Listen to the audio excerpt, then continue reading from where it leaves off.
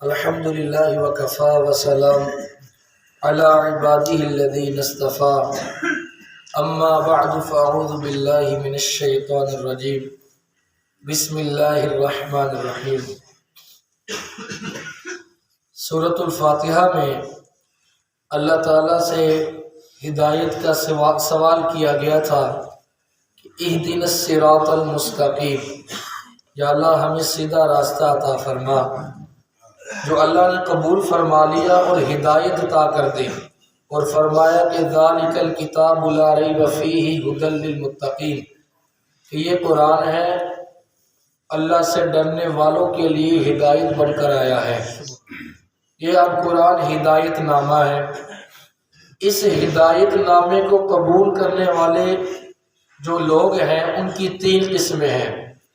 پہلی قسم وہ ہے جو دل سے بھی تسلیم کرتے ہیں، زبان سے اقرار بھی کرتے ہیں۔ اللہ نے اولئک هم المفلحون تک ان لوگوں کا ذکر کیا۔ نمبر دو، دوسرا طبقہ وہ ہے جو نہ تو دل زبان سے اقرار کرتا ہے نہ دل سے تسلیم کرتا ہے ایمان کو۔ اللہ تعالیٰ نے ان الذین کفروا سے لے کر وَلَهُمْ عَذَابٌ عَظِيمٌ تک ان لوگوں کا ذکر کیا کہ کافر ہے، نہ دل سے مانتے ہیں نہ زبان سے۔ تیسرا گروہ وہ ہے جو زبان سے اقرار تو کرتا ہے مگر دل سے تسلیم نہیں کرتا، جس کو شریعت کی اصطلاح میں منافق کہا جاتا ہے۔ دل سے کچھ اور ہے، زبان سے کچھ اور ہے۔ وَمِنَ النَّاسِ مَن يَقُولُ سے لے کر آیت نمبر 20 تک ان اللہ علی کل شیء قدیر تک اللہ نے منافقین کا ذکر کیا ہے۔ یہ منافق کافر سے بھی بدتر ہوتا ہے، مشرک سے بھی بدتر ہوتا ہے، جو اپنے آپ کو مسلمان ظاہر کرے مگر حقیقتاً کافر ہو۔ اب منافقین کے دو طبقے ہیں، یا آپ اس طرح کہہ لیں کہ نفاق کی، منافقت کی دو قسمیں ہیں۔ نمبر ایک ہوتا ہے اعتقادی نفاق، ایک ہے عملی نفاق۔ اعتقادی منافقت اور عملی منافقت۔ اعتقادی منافق وہ ہوتا ہے جو دل سے بالکل تسلیم نہ کرے، یعنی جس کے دل میں بالکل ایمان نہ ہو، محض وہ مسلمانوں کو دھوکہ دینے کے لیے اپنے آپ کو مسلمان ظاہر کرتا ہے۔ ایک ہوتا ہے عملی منافق کہ جس کے دل میں تو ایمان ہوتا ہے مگر وہ عمل منافقین والے کرتا ہے۔ دل سے تو پکا مسلمان ہوتا ہے، اللہ اور رسول پر ایمان اور آخرت پر ایمان رکھتا ہے مگر اس کے عمل منافقین والے ہیں۔ اب ہمارے نبی پاک شاہ الاولاد صلی اللہ تعالی علیہ وسلم نے عملی منافق کی 4 نشانیاں بتائی ہیں۔ کتنی نشانیاں ہیں؟ یہ آپ سب کو یاد ہونی چاہیے، اتنا بڑا مجمع ہے، آپ گھر میں جا کے بیان کریں، گھر والوں کو بھی، بچوں کو بتائیں، بیوی کو بتائیں، بیٹیوں کو بتائیں۔ پہلی نشانی، نبی کریم صلی اللہ تعالی علیہ وآلہ وسلم نے فرمایا اذا حدث کذب، کہ جب منافق بات کرے گا تو جھوٹ بولے گا۔ تو جھوٹ بولنا یہ مسلمان کی شان، منافق کی نشانی ہے۔ اچھا، یہ 4 نشانی ہیں، جس میں ایک نشانی ہو تو وہ سمجھو ایک درجے کا نفاق ہے اس کے اندر، جس میں 2 نشانیاں ہوں وہ سمجھے کہ 2 درجے کا منافق ہوں میں، جس میں 3 نشانیاں ہوں 3 درجے کا نفاق ہے، جس میں 4 نشانیاں ہوں تو وہ پکا منافق ہے، کیونکہ ہمارے نبی کی بات غلط نہیں ہو سکتی، حضور کا ہر فرمان حق اور سچ ہے۔ ہمارا آنکھوں سے دیکھنا تو غلط ہو سکتا ہے مگر حضور کی بات غلط ہو سکتی، تو حضور نے فرمایا جس کے اندر یہ 4 نشانیاں ہو، تمام کتب حدیث میں یہ روایت موجود ہے، فرمایا جس کے اندر یہ 4 نشانیاں ہو وہ پکا منافق ہے۔ اس کے منافقت پر ہمارے نبی نے مہر لگا دی ہے۔ پہلی نشانی اذا حدث کذب، کہ جب یہ بات کرے گا تو جھوٹ بولے گا۔ اب بندہ اپنے گریبان میں جھانک کر دیکھے، کہیں میں نے زندگی میں جھوٹ تو نہیں بولے یا بولتا تو نہیں ہوں؟ اگر بولتا ہے تو آج ہی اللہ سے توبہ کر لو، کیونکہ جھوٹ بولنا منافقت کی نشانی ہے، ایمان کی نشانی نہیں ہے۔ ابو داؤد شریف میں ایک روایت ہے کہ نبی کریم صلی اللہ تعالی علیہ وسلم کہیں تشریف لے جا رہے تھے کہ حضرت اسما بنت یزید رضی اللہ تعالی عنہا یہ بہت بڑی صحابیہ تھی. ان کا بچہ دوسرے بچوں میں کھیل رہا تھا. اس نے آواز دی اپنے بچے کو، صحابیہ نے، وہ بچہ نہیں آیا. بچوں کو کھیل بڑی پسند ہوتی ہے، وہ نہیں آیا. انہوں نے پھر آواز دی، وہ نہیں آیا. 2-3 بار بلایا، نہیں آیا. پھر حضرت اسما بنت یزید نے کہا جی ادھر آؤ بیٹا، میں تمہیں کوئی چیز لے کے دوں گی کھانے کی. وہ بچہ تھا، لالچ میں آ گیا. تو حضور دیکھ رہے ہیں منظر، نبی کریم صلی اللہ تعالی علیہ وسلم کام لیا، بچہ چلا گیا. تو حضور نے فرمایا بیٹا اس بچے کو کوئی نہ کوئی چیز لے کر دینا، اگر تو نے نہ لے کے دیا تو یہ تیری بات بھی اللہ جھوٹ میں لکھ دے گا کہ تو نے بچے کو کہا تھا میں کوئی چیز لے کے دوں گا، پھر نہیں لے کے دی. حدیث ہے ابو داؤد شریف کی. آج کل بھی ایسی مائیں ہیں، خاص کر اکثر عورتیں کہتی ہیں بیٹا تمہیں یہ لے دوں گی، وہ لے دوں گی. باپ بھی کہتے ہیں مگر بعد میں کچھ لے کے دیتے نہیں ہیں. بعض مائیں بچوں کو سلانے کے لیے وہ کہتے ہیں وہ آ گیا جی، یہ آ گیا، فلان آ گیا، بچے اٹھانے والے آ گئے. یہ بھی جھوٹ ہے بھائی، یہ جھوٹ میں لکھا جاتا ہے.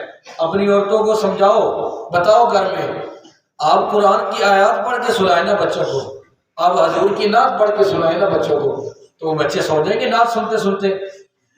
مگر یہ کہنا کہ وہ بچہ اٹھانے والا آ گیا، ڈرانے والا آ گیا، باؤ آ گیا، تو اس سے ایک تو بچہ دلی طور پر بزدل ہو جائے گا آپ کا. جب آپ بچپن میں اس کو ڈرپوک بنا دیتے ہیں تو بڑا آگے وہ کیا بہادر بنے گا. نمبر 2، آپ کا یہ عمل جھوٹ میں لکھا جاتا ہے. ایک عورت میرے پاس آئی کام کروانے کے لیے، کہا جی میرا بچہ نہیں سوتا، میں تو میرے پاس تو ایک ہی طریقہ سلانے کا. میں نے کہا کیا؟ کہتی میں اس کی اچھی طرح پٹائی کرتی ہوں، رو رو کے خود ہی سو جاتا ہے. میں نے کہا لا حول ولا قوت الا باللہ، یہ کون سا طریقہ ہے سلانے کا کہ بچے کو مارنا اس لیے کہ سو جائے؟ میں نے کہا کس دن پکا پکا ہی سو جائے گا، اس کو مارا نہ کرو، پیار سے سلاؤ.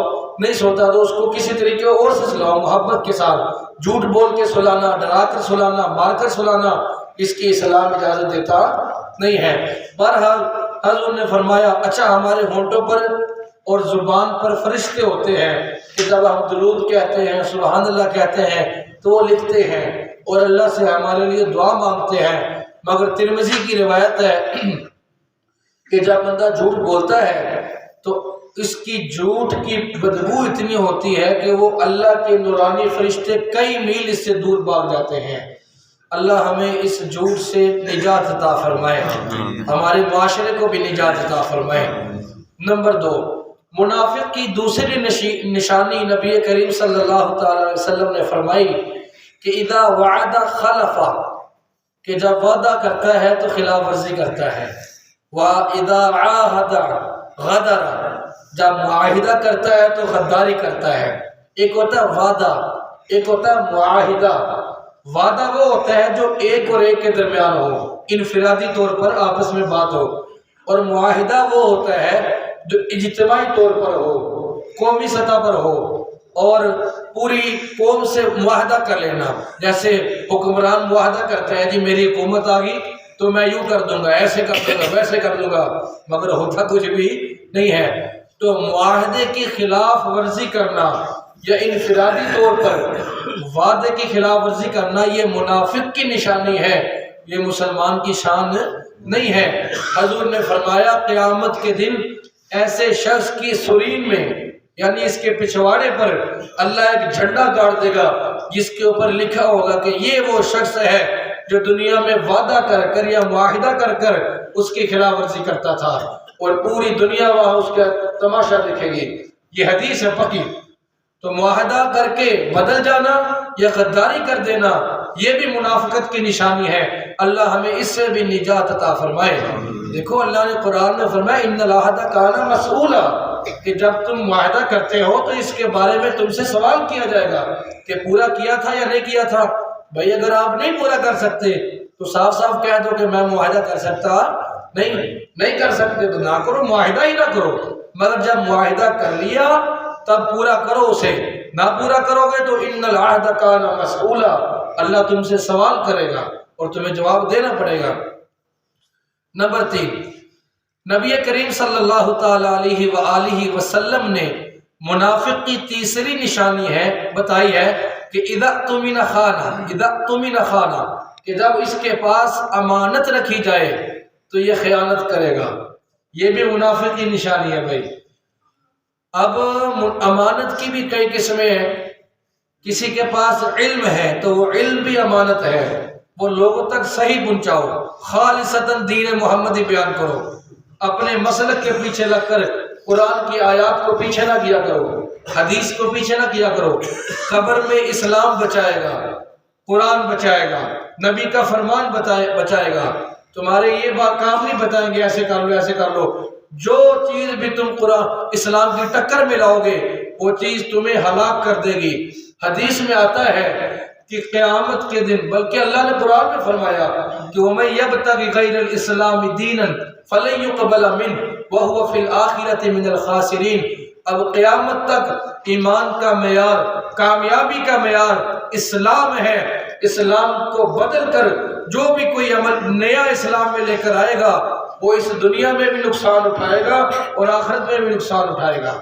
اللہ قیامت کے دن خود سلام آ کر کہے گا، یا اللہ اللہم انا السلام وانت السلام، یا اللہ میں اسلام ہوں اور تو سلام ہے۔ یا اللہ نماز بھی آئے گی، یا اللہ انا الصلاۃ میں نماز ہوں، روزہ آئے گا انا الصوم میں روزہ ہوں، ساری عبادات آئیں گی۔ اسلام آ کے نماز کہے گی، یا اللہ یہ مجھے پڑھتا رہا تھا، آج تو دنیا میں اس کو کامیاب کر، اس کو جنت میں داخلہ عطا کر، ساری عبادات کہیں گی۔ اور جب اسلام کی باری آئے گی نا، اللہ اسلام کو دیکھ کر کہے گا، اے اسلام آج میں تیری وجہ سے لوگوں کو کامیاب کروں گا اور تیری وجہ سے لوگ بدترین ناکامی کا سامنا کریں گے۔ تو اسلام کا دامن نہ چھوڑنا، تو علم بھی اسلام ہے۔ اگر کوئی آپ سے مشورہ لینے آتا ہے، جناب مجھے مشورہ دے دے میں یہ کام کروں کہ نہ کروں، مشورہ کر لینا چاہیے۔ ہمارے معاشرے میں بڑا غلط رویہ چل پڑا ہے، وہ کہتے ہیں جی استخارہ کرو، جی استخارہ، ایک ہوتا ہے استشارہ، ایک ہے استخارہ۔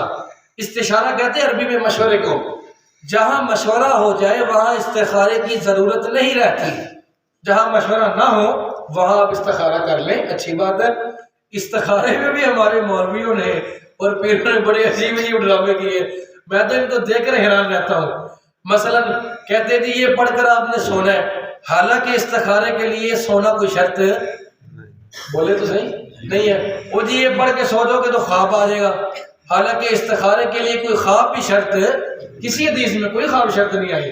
یہ کرو، دوپہر کو نہیں پڑھنا، رات کو پڑھ کے سونا، استخارے کے لیے کوئی وقت کی قید بھی نہیں ہے، یہ خود ہی مولوی نے مشکل کیا دین۔ اسلام میں ایسے استخارہ ہے، حدیث میں اللہ کے نبی نے ایک دعا بیان فرمائی ہے، جو تم نے پڑھ لی تو اسی وقت استخارہ ہو گیا۔ اس دعا میں ہم یہ کہتے ہیں، یا اللہ میرا علم ناقص ہے، میری نظر ناقص ہے، میری عقل ناقص ہے، تو کامل العلم ہے، تو کامل العقل ہے، تو کامل النظر ہے، یا اللہ اب جو بھی ہوگا میں تیرے سپرد کرتا ہوں۔ چونکہ اللہ بندے کا نقصان تو اب سوچ نہیں سکتا، اب اللہ جو بھی کرے گا ہمارے حق میں بہتر ہی ہوگا۔ یہ استخارہ ہے۔ لوگ تو استخارے کے ذریعے علم غیب بتانے لگ پڑے ہیں، اللہ ان کو ہدایت عطا فرمائے۔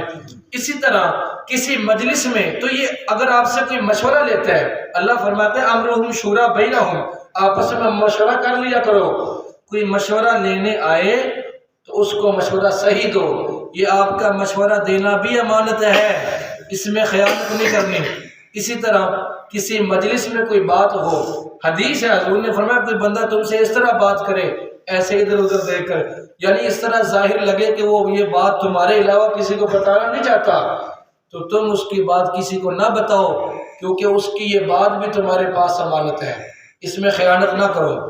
اسی طرح کسی کے پاس کسی نے پیسے رکھوائے ہیں تو اس پیسے کو بدل کر دینا بھی خیانت ہے۔ فقہائے کرام نے لکھا ہے کہ کسی کے پاس اگر کوئی بندہ درہم و دینار رکھے، درہم کہتے ہیں چاندی کے سکے کو اور دینار کہتے ہیں سونے کے سکے کو، یہ کسی کے پاس رکھوائے تھیلی، پرانے دور میں لوگ تھیلیوں میں رکھتے تھے نا، تو اس دھاگے سے سلائی کیا تھیلی کو، اب جس کے پاس رکھوائے اس نے اس نیت سے دھاگا بدل دیا کہ یہ میلا ہو گیا یا ٹوٹنے والا ہے، تو یہ بھی امانت میں خیانت ہے۔ پیسے کو ہاتھ لگانا تو درکنار، دھاگا بدلنے کی بھی اجازت ہے، تو کوئی بندہ آپ کے پاس پیسے رکھوا دے تو وہ بھی امانت ہے۔ بہرحال بڑی قسمیں، بڑی تفصیل ہے لمبی اس کی۔ حضور نے فرمایا اذا اؤتمن خانہ، منافق کے پاس جب کوئی بھی امانت رکھی جائے تو اس میں خیانت کرے گا۔ اللہ ہمیں اس مرض سے بھی نجات عطا فرمائے۔